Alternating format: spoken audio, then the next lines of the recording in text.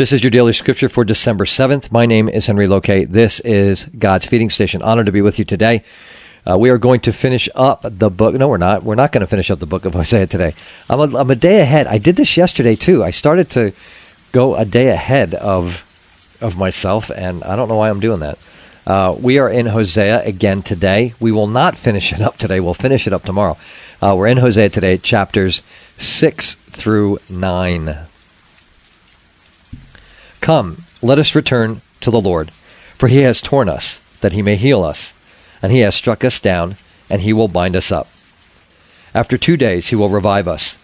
On the third day he will raise us up, that we may live before him. Let us know, let us press on to know the Lord. His going out is sure as the dawn. He will come to us as the showers, as the spring rains that water the earth. What shall I do with you, O Ephraim? What shall I do with you, O Judah? Your love is like a morning cloud, like the dew that goes early away. Therefore I have hewn them by the prophets, I have slain them by the words of my mouth, and my judgment goes forth as the light.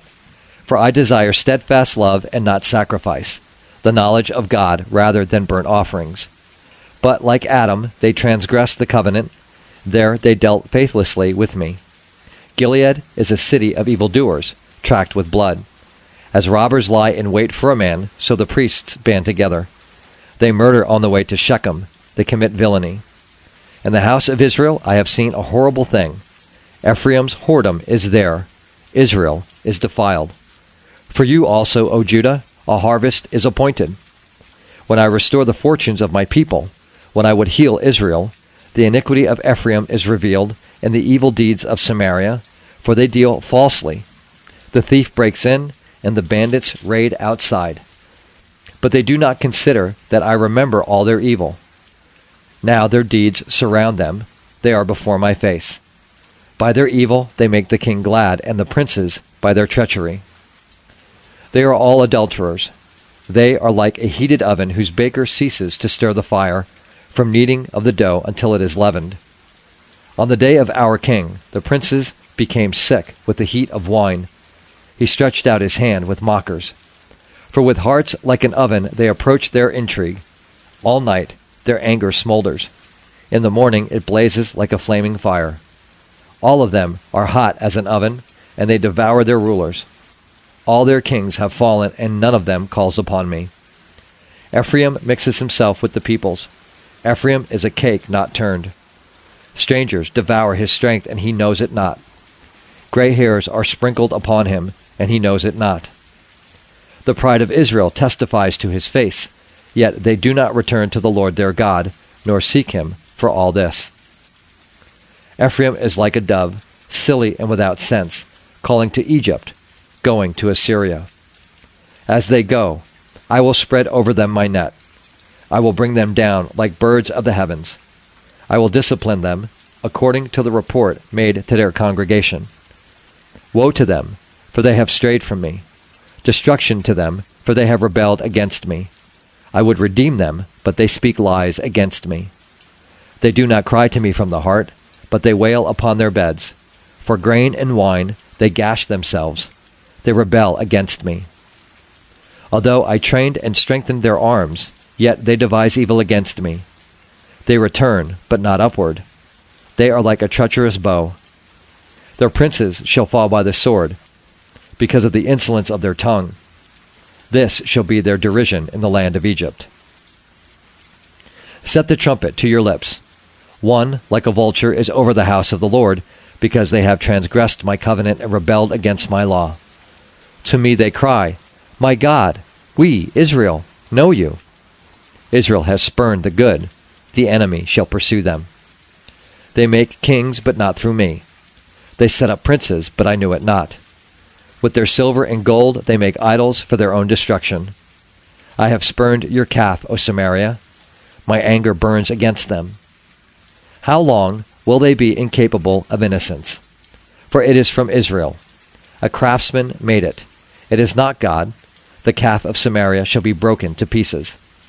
For they sow the wind, and they shall reap the whirlwind. The standing grain has no heads. It shall yield no flour. If it were to yield, strangers would devour it. Israel is swallowed up. Already they are among the nations as a useless vessel. For they have gone up to Assyria, a wild donkey wandering alone. Ephraim has hired lovers. Though they hire allies among the nations, I will soon gather them up, and the king and princes shall soon writhe because of the tribute. Because Ephraim has multiplied altars for sinning, they have become to him altars for sinning. Were I to write for him my laws by the 10,000s, they would be regarded as a strange thing. As for my sacrificial offerings, they sacrifice meat and eat it, but the Lord does not accept them. Now he will remember their iniquity and punish their sins. They shall return to Egypt. For Israel has forgotten his Maker and built palaces, and Judah has multiplied fortified cities. So I will send a fire upon his cities, and it shall devour her strongholds. Rejoice not, O Israel. Exult not like the peoples, for you have played the whore, forsaking your God. You have loved a prostitute's wages on all threshing floors. Threshing floor and wine vat shall not feed them, and the new wine shall fail them. They shall not remain in the land of the Lord, but Ephraim shall return to Egypt, and they shall eat unleavened food in Assyria. They shall not pour drink offerings of wine to the Lord, and their sacrifices shall not please him. It shall be like mourners' bread to them. All who eat of it shall be defiled. For their bread shall be for their hunger only. It shall not come to the house of the Lord.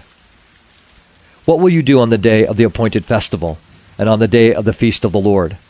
For behold, they are going away from destruction, but Egypt shall gather them.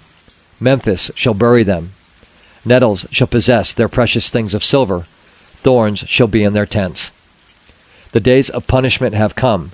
The days of recompense have come. Israel shall know it. The prophet is a fool. A man of the spirit is mad because of your great iniquity and great hatred. The prophet is the watchman of Ephraim with my God. Yet a fowler's snare is on all his ways, and hatred in the house of his God. They have deeply corrupted themselves as in the days of Gibeah. He will remember their iniquity. He will punish their sins. Like grapes in the wilderness, I found Israel. Like the first fruit on the fig tree in its first season, I saw your fathers. But they came to Baal Peor, and consecrated themselves to the thing of shame, and became detestable like the thing they loved. Ephraim's glory shall fly away like a bird. No birth, no pregnancy, no conception. Even if they bring up children, I will bereave them till none is left. Woe to them when I depart from them. Ephraim, as I have seen, was like a young palm planted in a meadow, but Ephraim must lead his children out to slaughter. Give them, O Lord, what will you give? Give them a miscarrying womb and dry beasts. Every evil of theirs is in Gilgal. There I began to hate them, because of the wickedness of their deeds. I will drive them out of my house. I will love them no more. All their princes are rebels. Ephraim is stricken. Their root is dried up. They shall bear no fruit. Even though they give birth, I will put their beloved children to death. My God will reject them, because they have not listened to him. They shall be wanderers among the nations.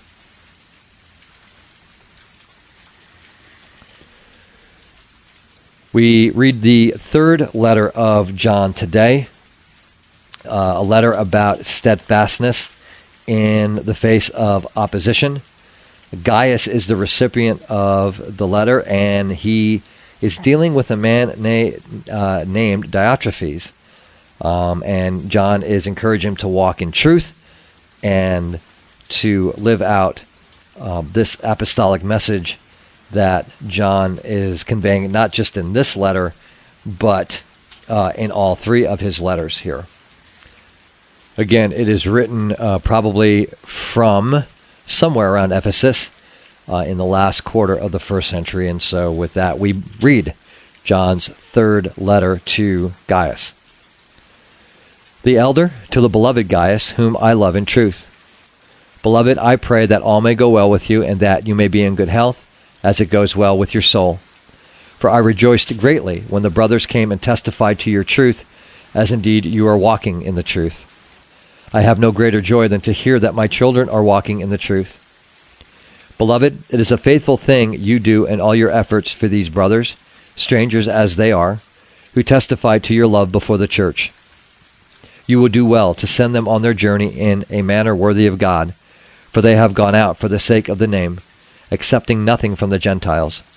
Therefore, we ought to support people like these, that we may be fellow workers for the truth. I have written something to the church, but Diotrephes, who likes to put himself first, does not acknowledge our authority. So if I come, I will bring up what he is doing, talking wicked nonsense against us, and not content with that, he refuses to welcome the brothers, and also stops those who want to, and puts them out of the church.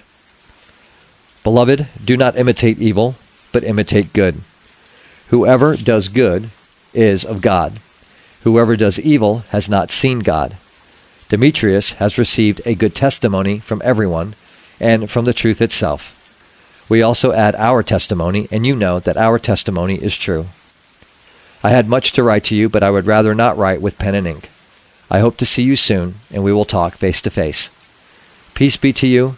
The friends greet you. Greet the friends, each by name. Psalm 126, a song of ascents. When the Lord restored the fortunes of Zion, we were like those who dream. Then our mouth was filled with laughter, and our tongue with shouts of joy. Then they said among the nations, the Lord has done great things for them. The Lord has done great things for us. We are glad. Restore our fortunes, O Lord, like streams in the Negeb. Those who sow in tears shall reap with shouts of joy. He who goes out weeping, bearing the seed for sowing, shall come home with shouts of joy, bringing his sheaves with him. Proverbs 29:12 through 14. If a ruler listens to falsehood, all his officials will be wicked. The poor man and the oppressor meet together. The Lord gives light to the eyes of both. If a king faithfully judges the poor, his throne will be established forever. In reading Hosea today, we have to remember that it is a bit out of order from a timeline perspective. We have, been reading about in these books, probably from Isaiah through Daniel. Basically, Israel's already been, been sent off. Israel to Assyria, Judah to Babylon, and this is now, we've backed up kind of prior to that, and Hosea is preaching about what is coming. So we're on the kind of the front side of this again. And it is just that, again, Israel and Judah are unrepentant. They will reap the whirlwind and are going, and as we've seen and read about and talked about, they have paid the price for their idol worship and for their outright neglect of God and his commandments. And so, again, for us, it's, what I take away from this is basically, God is the same God now as he was then. So if we have false gods in our lives and all these types of things, we have to be careful to not be chasing after them, because there will be consequences for our actions. We may not get sent off to exile, but there are always consequences. There was a great, we were talking about it, and I'm trying to remember where it was. Was it it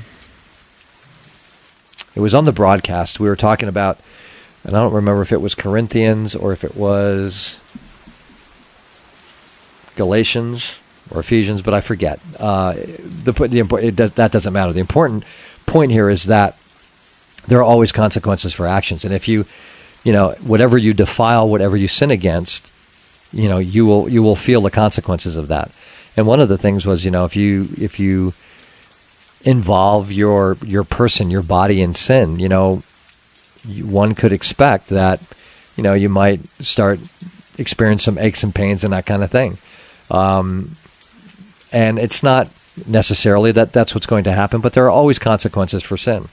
And that's what I take away reading Hosea. We've read, like I said, we've read through what has happened to Israel and Judah, and the warnings were there.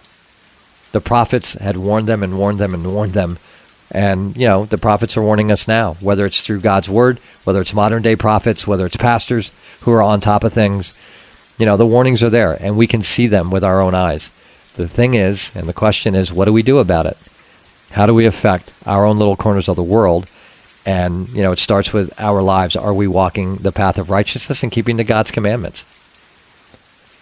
Hope you're having a great day. God willing, we'll talk again tomorrow. Take care. Bye-bye.